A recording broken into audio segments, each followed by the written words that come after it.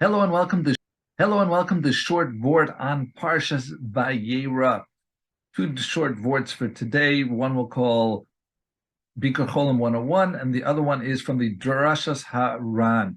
I heard from two different people, from Rav Hershel Schechter last night and from Rav Mordechai Finkelman on Sunday morning, the Torah from the Ran. I'm just going to give you a key part of it. There is more to it. So the question is, how is Hashem asking Avraham directly to do something? How is that considered to be a test? If Hashem told you to do something, wouldn't you listen to it? So the Ran answers that if you look at the pasuk, it says, Kach Na, please take, as binchas yichidcha asher ahavta. So the rule is that Ein na, the word na, is only lashon bakasha. It was a request. It was not a commandment. It was not a total obligation. Hashem was saying that if you do it, I'll be happy. But if you don't do it, that's fine also. So therefore, it actually became a test. Would Avraham Avinu be willing to sacrifice his own son in order to make Hashem happy? So with that test, the answer is that Avraham was willing to sacrifice Yitzchak in order to make Hashem happy, and therefore that's why it was a test, because it was a choice, not an obligation. Moving on, going back in the parsha, where Hashem starts off with visit of the sick Avraham Avinu on the third day of post his Bris Mila, the most painful day.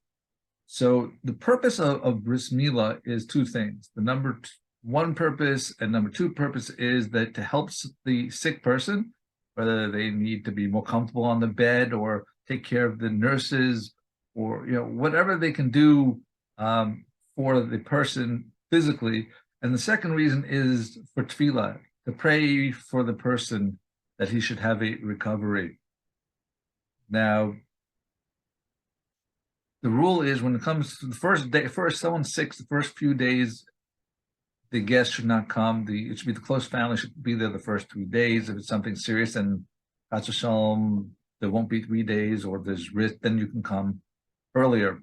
Even if you're not the relative or super close friend, the best times to come is during the middle of the day, not the first 3 hours or last 3 hours. First 3 hours, the patient seems to be doing a little bit better. He's energized after his overnight sleep, if he got any. And so you might think, oh, he's not so bad. And if you go by the last day, later in the day, he's a little bit more worn, and the sickness is more noticeable. And Chas v'Shalom, you should give up hope, and therefore the best time is to come during the day. If you don't have an opportunity to come during the day, then you can come earlier or later, but it's better to come during the day. As far as praying for someone, you definitely should pray for someone. Don't say it out loud. Oh, God, help him, he's sick, and they got, save him so he doesn't die, because that'll make the person feel bad. But the Shekhinah is there, the divine presence there by a sick person. You should pray for them. When you are in front of the sick, you do not have to say it in Hebrew. You can say it in any language you understand. That's how you can pray. If you're away from the sick person, then you should pray in Lashon HaKodesh. And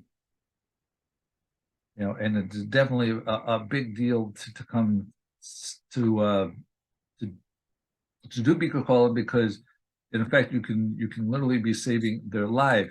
There's a story in the Gemara about Rabbi Akiva that one of his students was sick, and none of the other Talmidim of Rabbi Akiva went to visit this person. And when Rabbi Akiva came, he helped clean up the place, made things better.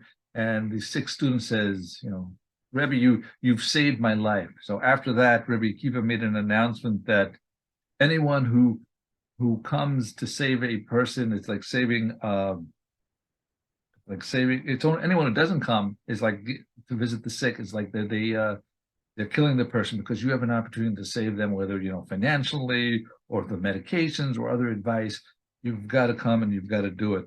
And the blessing is that kol mavakas cholav Nitzel Midina Shel Gehenna.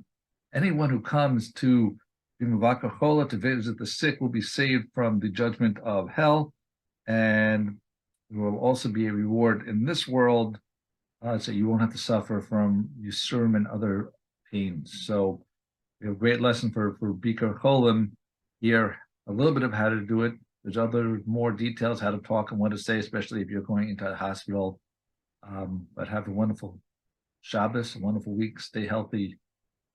And thanks for listening. Like, share, and subscribe.